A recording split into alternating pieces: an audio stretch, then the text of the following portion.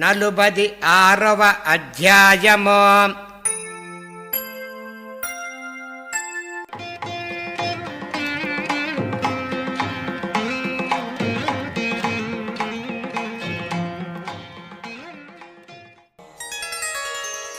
ఓం శ్రీ గణేశాయ నమః.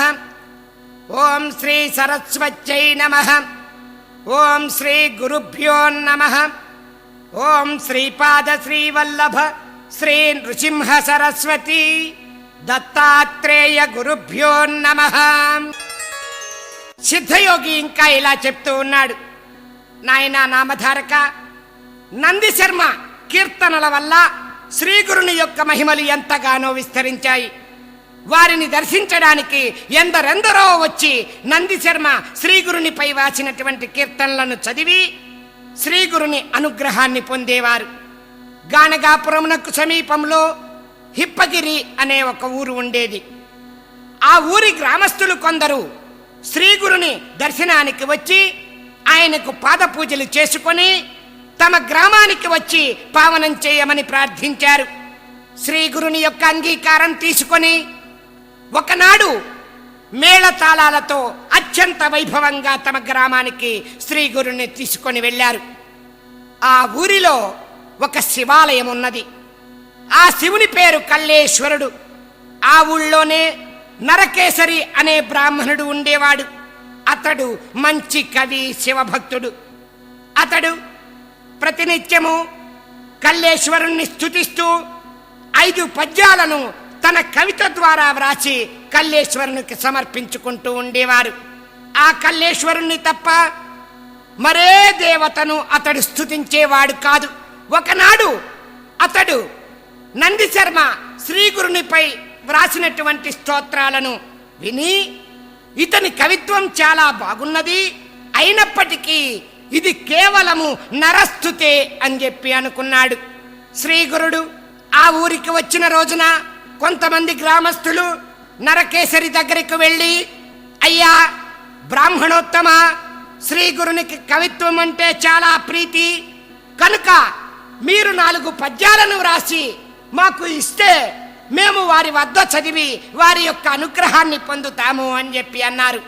అప్పుడు నరకేసరి శివశివ అని చెవులు మూసుకొని, అయ్యా అది నా వల్ల కాదు, నా కవితలను కల్లేశ్వరునికి మాత్రమే అంకితం చేసుకున్నాను, నేను కల్లేశ్వరుణ్ణి తప్ప ఇంకెవరిని స్తుతించను, అయినా మానవ మాత్రుడైన ఆయన్ని నా కవితతో స్తుతించమంటారేమి, మీకు బుద్ధి ఉందా లేదా అని అన్నాడు. ఆ తర్వాత నరకేసరి నిత్య పూజ చేసుకోవటానికి కల్లేశ్వరాలయానికి వెళ్ళాడు. అదేమి చిత్రమో గాని పూజ ప్రారంభించిన దగ్గర నుండి విపరీతంగా అతనికి నిద్ర రాసాగింది. అతడు ఎంత ఆపుకుందామని ప్రయత్నించినా నిద్ర ఆగలేదు. ఇంతలో అతనికి ఒక స్వప్నం వచ్చింది. ఆ కలలో అతడు పూజ చేస్తున్నాడు, కానీ అతని ఎదుట కల్లేశ్వరుని యొక్క లింగం మాత్రము లేదు. ఆ స్థానములో శ్రీగురుడు దర్శనమిచ్చి కనిపించారు. అప్పుడు శ్రీగురుడు ఆయన వైపు చూచి నవ్వుతూ, నాయనా నీవు కల్లేశ్వరుని తప్ప మరెవరిని పూజించనన్నావు కదా, మానవ మాత్రుడైనటువంటి నన్ను పూజిస్తున్నావేమి అని అడిగారు.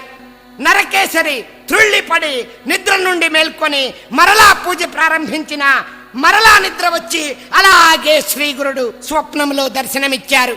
అప్పుడు ఆయన నరకేసరి వైపు చూచి నవ్వుతూ, నాయనా మేము కల్లేశ్వరుడు వేరు కాదు, వచ్చి మమ్మల్ని దర్శించుకో అని అన్నారు. వెంటనే నిద్ర నుండి మేల్కొని, అయ్యో నేనింతకాలం పొరపాటు పడ్డాను, శ్రీ నృసింహ సరస్వతి స్వామి సాక్షాత్తు పరమేశ్వరుడేను, నేను ఇంతవరకు తలచినట్లుగా ఆయన మానవ మాత్రుడు కాడు, లేకపోతే ఈనాడు నాకు పూజలో దర్శనమిచ్చి నా సందేహానికి సమాధానం ఎలా ఇవ్వగలడు అని అనుకున్నాడు. వెంటనే బయలుదేరి అడుగడుగునా సాష్టాంగ నమస్కారం చేసుకుంటూ శ్రీగురుణ్ణి దర్శించాడు.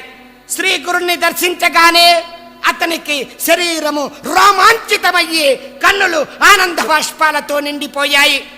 ఈ విధంగా శ్రీగురుణ్ణి స్తుతించాడు. శ్రీగురు సచ్చిదానంద స్వరూప, పరమేశ్వర, సాక్షాత్తు మీరు కల్లేశ్వరులే, అది తెలియక నేను పొరపాటు పడ్డాను. చిరకాలం కఠోర తపస్సులు చేసిన యోగులకు కూడా మీ దర్శన భాగ్యం లభించదు. కల్లేశ్వరుని కృప వలన నాకీనాడు తమరి దర్శన భాగ్యం లభించింది. ఈ దుఃఖ సాగరములో మునిగి దారి తెన్ను కనిపించక బాధపడుతున్నటువంటి భక్తులను రక్షించడానికి మీరు అవతరించారు అని అన్నాడు. స్వామివారు అతని వైపు చూచి నవ్వుతూ, నాయనా, ఇంతకాలం మేము మానవ మాతృలమని చెప్పి అన్నావు కదా, ఈనాడు నీ మనస్సు ఎందుకిలా మారింది? ప్రజలు ఇలా నన్ను పూజించడం తగదు అని చెప్పి అన్నావు కదా అని అన్నారు. అప్పుడు నరకేసరి శ్రీగురుని పాదాలపై పడి చేతులు జోడించి కన్నీరు మన్నీరుగా విలపిస్తూ, స్వామి, అజ్ఞానమనే చీకటిలో ఉన్న నాకు జ్ఞానజ్యోతి అయి మీరు కనిపించారు. ఇంతకాలం నాకు మీ పాదసేవ లభించనందుకు చింతిస్తున్నాను అని తనకు పూజలో కలిగినటువంటి దివ్యమైన అనుభవాన్ని తెలిపాడు. శ్రీగురుడు అతన్ని ప్రేమగా లేవనెత్తి తలపై చేయి ఉంచి, నాయనా, నీ అభీష్టాలన్నీ నెరవేరుగాక అని ఆశీర్వదించారు. నరకేసరి ఎప్పుడూ ఆయన చెంతనే ఉండి సేవ చేసుకుంటానని ప్రార్థించి అడిగాడు. అప్పుడు శ్రీగురుడు, నాయనా, ఈ కల్లేశ్వరుడు అంటే మాకు చాలా ఇష్టము, పరమశ్రేష్ఠుడు ఇతడు కనుక ఎప్పటి వలె అక్కడనే ఆ రూపంలో ఉన్న మమ్మల్ని పూజించుకో, నీకు మంచి జరుగుతుంది అని ఆదేశించారు. కానీ అతడు దత్త స్వరూపమైన సన్యాసి వేషంలో ఉన్న ఈ రూపాన్నే మొదట స్తుతించుకోవాలని ఉన్నదని చెప్పాడు. మరీ ప్రార్థించిన తర్వాత శ్రీగురుడు అంగీకరించారు.